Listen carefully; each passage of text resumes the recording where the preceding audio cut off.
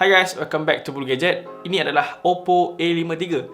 Dekat video unboxing, aku tengok orang komen dia bagi tahu yang phone ni tak bagus sebab dia menggunakan chipset Snapdragon 460. Aku tak pasti macam mana korang boleh tahu yang Snapdragon 460 ni tak bagus.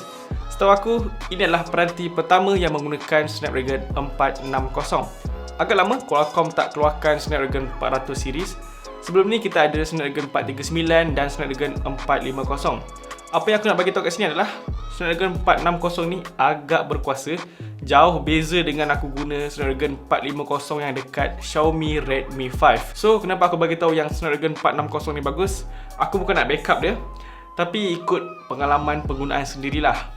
Okey, yang pertama sebab dia punya GPU menggunakan Adreno 610, which is sama macam dekat Snapdragon 665. Even Oppo A92 pun masih menggunakan Snapdragon 665 dan banyak peranti mid-range lagi yang baru masih menggunakan Snapdragon 665.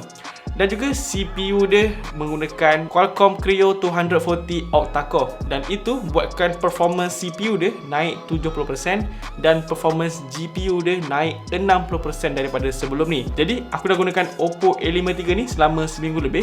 Dia punya performance untuk kegunaan harian memang tak ada masalah lah.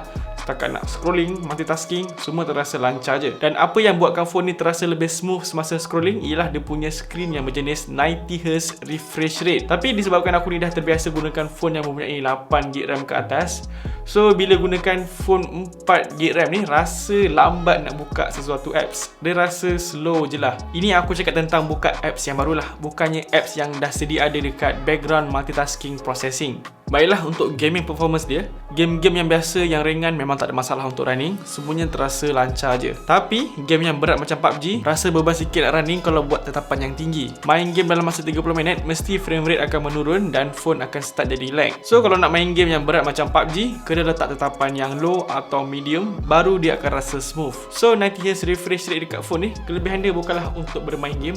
Yelah, grafik yang tinggi pun dia tak boleh nak handle. Macam mana kita nak layan 90Hz refresh rate? Jadi 90Hz refresh rate dekat phone ni bukanlah untuk bermain game, tapi lebih kepada kegunaan harian. Beralih kepada skrin dia, Oppo A53 ni menggunakan IPS LCD 6.5 inci, 90Hz refresh rate dan resolusi 720p. Ini adalah peranti pertama yang aku cuba 90Hz refresh rate pada resolusi 720p. Dan hasil dia, kalau tengok skrin macam tengok movie, tengok icon apps ni, dia sama je macam skrin 720p yang lain, kurang tajam. Tapi kelebihan dia kat sini, bila kita nak scrolling phone ni memang akan terasa laju dan lancar je. Itu disebabkan 90Hz refresh rate itulah. Warna yang dipaparkan kat phone ni bagus, warna yang punchy, tapi detail kurang tajam. Kalau tengok movie kat Netflix dia okey-okey je. Plus phone ni mempunyai skrin yang besar, so memang best lah nak layan movie. Bercakap soal tengok movie, peranti ni mempunyai speaker yang bagus, which is stereo speaker. So dia ada dua speaker, atas dan juga bawah. Kualiti audio dia bagus, so memang best lah nak tengok movie, layan lagu dan juga main game. Ok, now dia punya kamera. So Oppo A53 ni hadir dengan 3 kamera belakang, which is 13MP untuk kamera utama, 2MP untuk kamera makro dan 2MP untuk depth sensor. Hasil dia cukup bagus, warna yang vivid dan detail dalam keadaan yang baik. Untuk peranti di bawah harga RM700 macam ni, nak dapatkan kamera yang cantik, yang cukup rasa, memang agak sukar lah. Rata-rata dia punya kamera so-so je. Tapi kalau nak dapatkan phone yang bawah 700 tapi boleh bermain game dengan baik, itu memang banyak lah dekat market. So apa yang ada dekat Oppo A53 ni bagi aku dia dah cukup rasa lah, dah cukup cantik. Image processing dia pun aku tengok bagus. Itu disebabkan chipset Snapdragon 460 ni dijanakan dengan AI engine.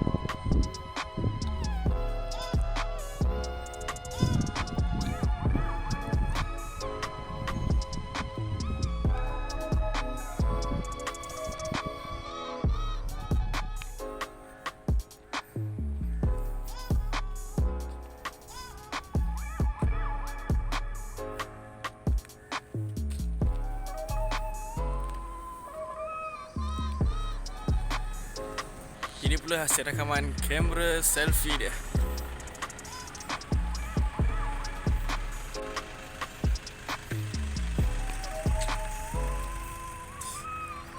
Untuk kamera selfie dekat handphone ni 16 megapiksel. Betul, korang tak salah dengar, 16 megapiksel. Ini handphone Oppo bro, handphone untuk selfie. Kamera utama dia bagi 13 megapiksel, tapi kamera selfie dia 16 megapiksel. Dan hasil dia bagi aku dah cukup bagus, detail yang tajam dan skin tone nampak natural. Tapi dah nama pun handphone Oppo, mestilah ada filter dekat dia punya kamera selfie. So korang kena disable lah dia punya filter tu untuk nampak lebih natural. Untuk bateri dia, Oppo A53 ni hadir dengan bateri sebesar 5000 mAh dan dibekalkan dengan pengecas 18W. Aku rasa ini adalah combination yang lengkap yang mana dia menggunakan skrin 90Hz dan bateri sebesar 5000 mAh.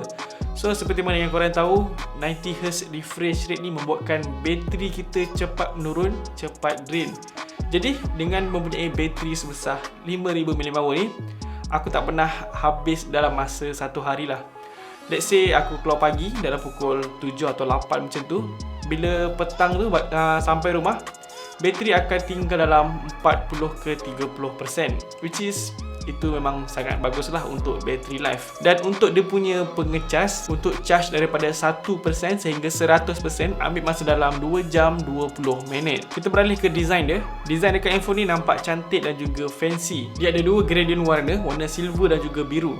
Kalau tengok bahagian atas ni dia lebih kepada silver, bahagian tengah dan bawah lebih kepada warna biru. Warna handphone ni dinamakan Fancy Blue, biru mewah. Design kamera dia pun dah design 2020. Lepas tu dia ada fingerprint scanner dekat belakang ni. Dia punya fingerprint scanner pun cukup pantas dan accurate. Back cover phone ni menggunakan bahan binaan plastik. Kita tengok bahagian sisi kanan dia ada power button, bahagian atas kosong. Sisi kiri dia ada SIM tray yang berjenis dedicated slot yang mana kita boleh letak 2 SIM card dan juga 1 memory card. Bahagian bawah dia ada lubang earphone, microphone, port charging berjenis Type-C dan juga stereo speaker. Dan dia punya frame ni dia terbuat daripada plastik. Dan kalau tengok back cover phone ni, dia mempunyai cutting yang curve. So kalau nak pegang phone ni tanpa casing, dia akan terasa sedap dan selesa je lah. So guys, Oppo A53 ni dijual dengan tanda harga RM699 untuk varian 4GB RAM dan juga 64GB storage. Jadi sampai di sini saja video review tentang Oppo A53 daripada Bull Gadget.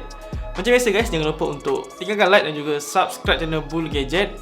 Jumpa lagi next video. Assalamualaikum dan bye bye. Peace.